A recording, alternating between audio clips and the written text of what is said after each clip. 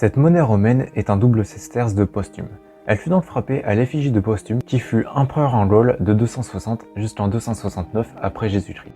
En effet, Postume, d'abord général romain, contraint une invasion des Francs afin d'aider Galien qui était à ce moment-là empereur romain. Suite à cela, l'armée de Postume est prête à le nommer empereur.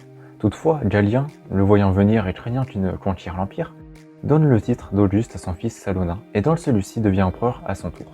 Ensuite, Galien fait en sorte que Salonin et Postume soient alliés, cela permettant à Galien de garder un œil sur Postume.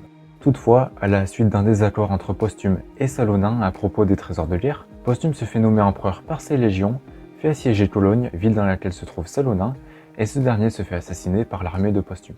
Alors, Postume prend sa place et devient empereur de la partie ouest de l'Empire, à savoir la Gaule, une partie de l'Hispanie, la Germanie romaine et la Bretagne. Durant son règne, il va créer une sorte d'empire, à savoir l'Empire des Gaules, qui copie l'Empire romain. Ainsi, il y a un sénat, des légats, des consuls, une armée, etc. Postume fait même frapper des monnaies. Il se révèle donc être un plutôt bon empereur, du moins pour un temps, permettant un niveau de vie dans son empire meilleur que dans celui de Galien. Un peu plus tard, donc en 269 après Jésus-Christ, Lélien, un usurpateur romain, prend le pouvoir durant quelques mois dans la ville de Mayence. Postume se rend donc dans cette ville avec son armée et fait fuir Lélien.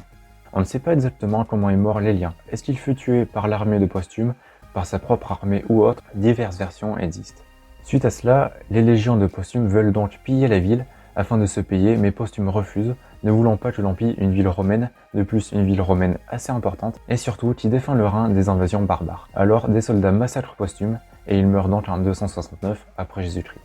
Mais revenons-en à la monnaie. Celle-ci est constituée de cuivre et mesure 28 mm de diamètre pour 14,20 g. Sur son avers, on peut voir le buste de Postume. Les légendes de l'avers sont Imp CM Lat Postumus PF AVG, soit en latin Imperator Caesar Marcus Cassius Latinius Postumus Pius Felix Augustus, et donc en français l'empereur César Marcus Cassius Latinius Postume Pieux Heureux Auguste.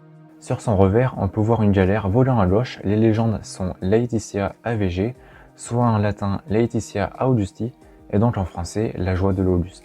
Enfin, pour acquérir une monnaie de ce type, il faudra compter environ 140 €.